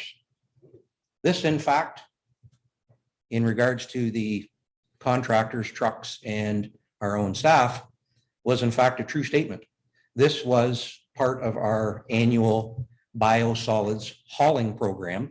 Biosolids are a product that's produced at the wastewater treatment plant that is, in our case, we're very fortunate. We have very, very rich biosolids, rich in micronutrients and nutrients that have value to farmland. This is all regulated through the Ministry of Environment and has a recognized and approved plan as such.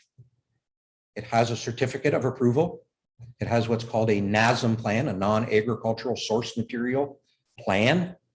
Ministry of Environment is well aware of it. Ministry of Environment Agriculture Division is well aware of it. That's what was happening on Saturday. We had spectators believed to possibly be the author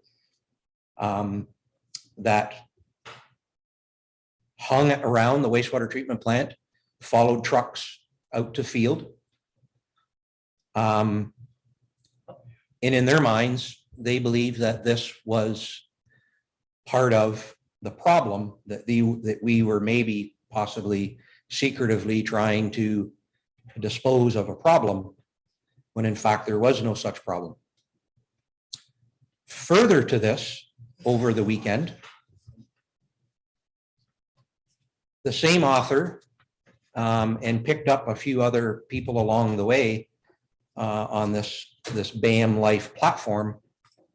There was a sanitary blockage on Elizabeth Street that was located at the Port Burwell family residence. This is the north end of Elizabeth Street in Port Burwell, approximately 36 units, housing units. After our services called our staff to attend to investigate the blockage. The blockage was determined in conjunction with our staff, as well as family residents, maintenance folks, plumber in particular, that the problem was in fact on private property and was due to an abundance of baby wipes that were lodged in the private property collection system. This is not uncommon for this location. We've had this many times. However, the author of the accusations to the wastewater treatment plant went on further to say that we were discharging sewage sludge. There must have been a problem because we were hauling out to field. And furthermore, the system is backed up, and it's backed up on Elizabeth Street. And one of the residents at the family residence chimed in on this, on the comments to say, yes, my basement is full of sewage. The author wanted to know what the municipality had to say about that. What we had to say about that was private property. We are responsible from up to the property line, and we were there in a timely manner to do our part, do our due diligence. So back to the accusation, which is, again, like I indicated, is very, very disturbing for me. It undermines a great deal of time and public confidence that not only this council and numerous past councils, as well as myself, have worked on. And this platform is absolutely proof that the negativity can quickly infect a community that is, in some cases, they're just not sure what the truth is. So as the worship had indicated, setting the record straight, I would like to set the record straight, and I would like to set the record straight with facts.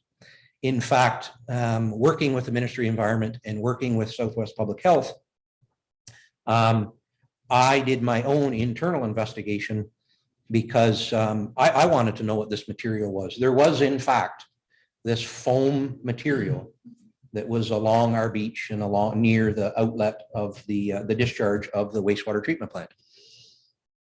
So in communicating with some of our neighbors, asking, had anybody ever seen this type of, yes, comments quickly came back. And I was, by the Ministry of Environment and by some of our neighboring municipalities. And council recall, and it's not uncommon that we have various degrees of lake turnover, typically in the fall months. Last year was an extreme lake turnover, and it caused some challenges with the Elgin area water treatment plant when that lake turned over and they draw water with algae and low dissolved oxygen levels in the water and whatnot, decaying organic matter. And I've come to find out that this is more likely to be what has washed up in the foam. So I've taken that even further in my investigation to talk to the locals. Who knows Lake Erie better than local commercial fishermen? So I've had an opportunity to speak with some local commercial fishermen, as well as some of the folks that operate the tugs that go out of our harbor for servicing the gas wells. Everyone has indicated to me when I've asked and showed the pictures to them, have you ever seen anything like this on the lake? All the time, Ed. This time of year, see it all the time. So I was relieved to know that this certainly was not a great environmental concern. I was confident, and I remain confident in the function of our wastewater treatment plant. Our staff have a duty. Certainly we would not be allowing discharge of sewage sludge. It's very unfortunate. It's sad that a platform like this, and it can have a positive effect, but something like this and a better approach. And I would like to get this information out to the author. I don't really know who the author is. And I would like to get, to the gallery, to the folks maybe watching tonight, that take the time, educate yourself. Don't necessarily believe what you're seeing. We have worked hard to build the confidence in the public. This is not how we, support the public by, discharging sewage sludge to the Otter. A better approach would have been the communication that we heard earlier this evening. Effective communication. No one ever in the last week regarding this has called the author, never called, nobody from the community has said, Mr. Olson, what is this? We're not sure what this is. Could you help us? Instead of saying, you're discharging sludge to the Otter. We know you are. No. Very damaging, very concerning, but I certainly can set the record straight. The Ministry of the Environment is satisfied. Southwest Public Health is satisfied. I am satisfied through my own investigation that I've educated myself. I believe now that I know what this is. If it reoccurs, maybe similar time next year, we'll know what that material is. I encourage people to reach out to staff. This is what we are here for. We have a duty, and this is with water and wastewater. We are heavily regulated, and we are heavily monitored, and we are go through very, very, very detailed inspections and audits, that there is no room for this type of negativity.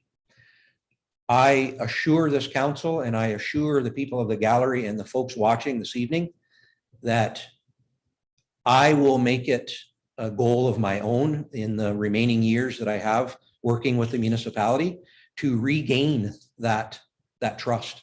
That trust in the community can be built back up by the facts. The facts will butt this out, will smudge out this negativity on the social media platforms. I am absolutely disgusted by it. And quite honestly, it needs to stop. It's undermining my credibility, the council's credibility, my staff's credibility. It is changing the morale in senior staff. It's changing the morale of all staff. The negativity needs to stop. And I assure you that I will work towards regaining that public trust.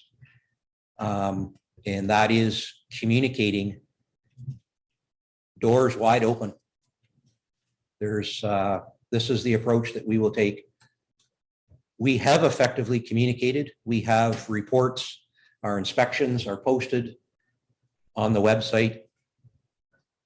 It is public information. It's a public facility. People need to educate themselves properly and accordingly and stop trusting these social media platforms with the fact that they see something, it must be right.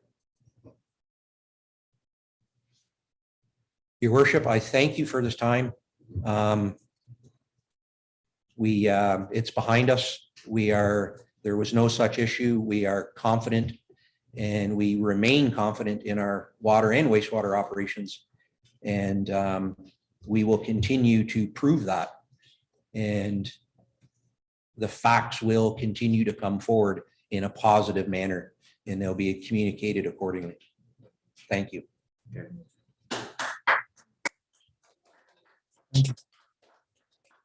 Yeah, thank you, White, for bringing that forward and for addressing. It's troubling.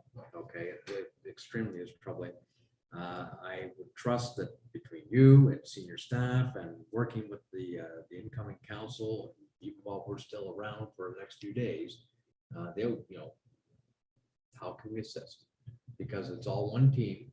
It's the credibility of the municipality that's at stake here, and this is just absurd. Yeah, you're correct, your worship. And you know what? The success of our organization, of all of our operations, is about the people. We have good people. We have good people in the community. We have folks that support our operations, and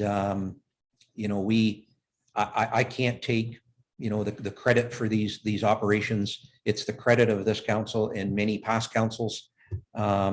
We make it work as a team, and we're going to continue to better it. There's always opportunities to improve, and I think Deputy Mayor Weisler indicated tonight with talking about communication, that sunk in even deeper for me when that was brought up, and that needs to continue, and it needs to be positive communication for our communities. Something that I've been thinking about, your worship, in building that back up in the communities is I've been involved in a number of years, as you know, and I've done a lot of facility tours with our local scouts, our local schools, the Girl Guides, back in the day when all of those were in play as little community groups. I think those are effective, and we need to be able to, especially the only utility that you consume, drinking water. We need to have the public confidence. We need to be able to be public facing, not have red truck syndrome, I call it, in the community and areas in the South End right now over this. you know, our heads are low because people are choosing to, you know, subscribe to a platform that's false. It's very toxic. But I'm bound and bent that I will turn that around. There's still going to be the naysayers, but you know, let the facts and the proven success come to the top and prevail. Well said. Thank you much. Okay, Councillor Chilcott. Yes, thank you. I just wanted to say that the majority of the people of BAM know that you guys do a fantastic job, and they won't believe the nonsense that gets put out there. There are a few that do, and hopefully what you've said tonight will alleviate that. But I think that you guys are doing a fantastic job, and you should be proud of what you're doing and not be going around with your heads down low, because you don't need to be. We're confident in what you do. You've proven it year after year after year with reports that are 100% perfect. Yeah, there's nothing really more to be said. You guys are doing a great job. We greatly appreciate those kind words, and I was shocked to dig into this platform a little deeper and see the number of subscribers. And I'm not saying that it was in the thousands of subscribers, and it's not all negativity. I'm sure. I don't subscribe to it. I'm sure there's some positive components of some of these platforms. I would certainly think that, you know, this is why they were developed, and then inevitably some things like this are going to get in there. But yeah, and I do believe, Councillor Chilcott, that there are, you know, we are surrounded by good people, and you know, it's surround yourself with good people and good things will happen. And that's thank you for those kind words. Yes, thank you. Through you, Mr. Mayor. Well, Ed, I'm going to reiterate what Susan said. I have the utmost confidence in this. Someone who sits on the water board with you, I see firsthand the regulations and the work that is put in by not only our community, but Eldon County as well. But what concerns me about what you've just shared with us tonight is the fact that before you were made privy to any of the concerns, before a call was made, there was a complaint made to higher levels. Yeah. And that really concerns me. Yeah. Because I would like to know from you, just high level, if you could, you know, just an overview of what that cost you in staff time and what that cost you in how you're feeling today bringing this forward. Because let's be honest, you said it, you know, it shakes your confidence. That's not what we want, not for a system that we see in Bayham on a regular basis, exceeding expectations on a ministry level. So I'm just really floored by the fact that our community would think it was appropriate to go to higher levels without first discussing with our own department where we're at. I would suggest the layers of time in terms of from the abatement division to water wastewater inspection division to Southwest Public Health.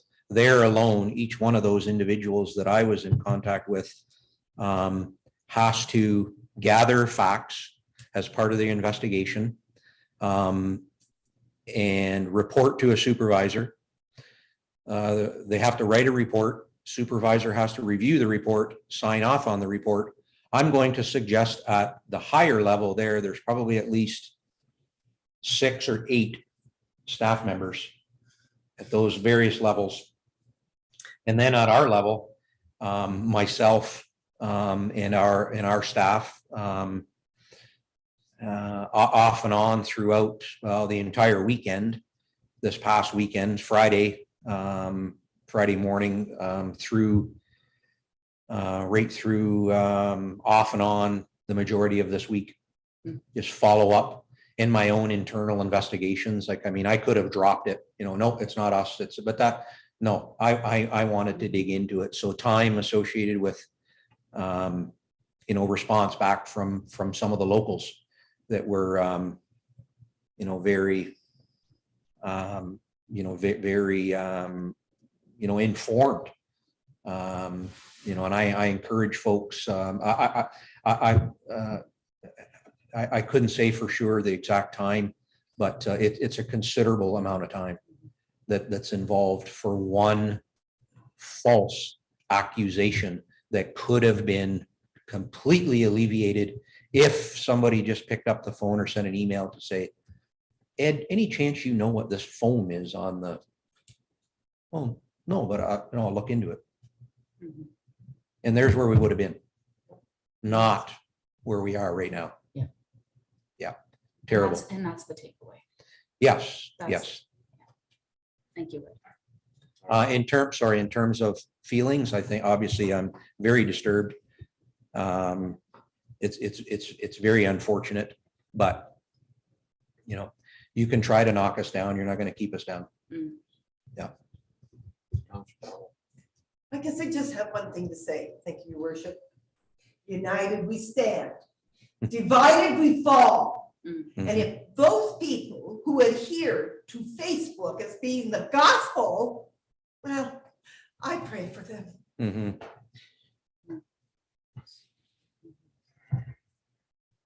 Amen. Amen. Yes, Councilor Rose. Thank you, Mr. Mayor. Ed, sorry for the headache.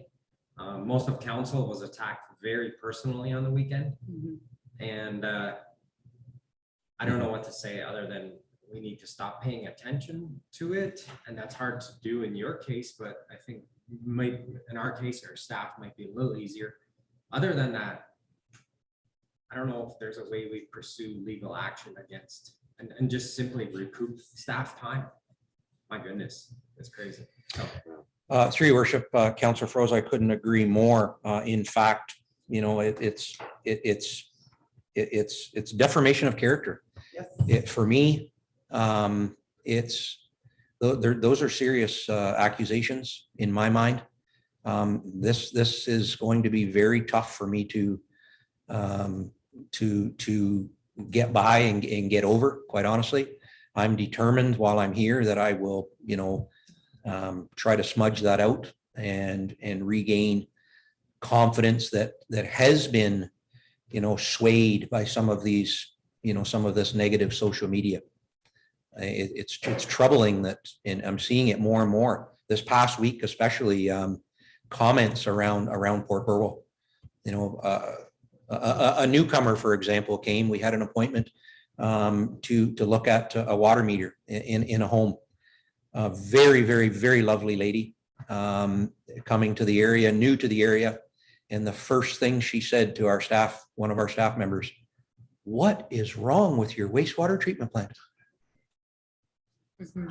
So that individual had already heard, not subscribed, but by word of mouth, of this infectious platform. And she had only been in the community a couple of days. The platform's not infectious, it's the trolls that feed it. Those brave people who can sit behind a screen, Mhm. but can't come face to face. Sorry. Okay, again, thank you very much for bringing that forward. Yeah, we have some work to do. Thank you very much. Thank you. Yeah. Good.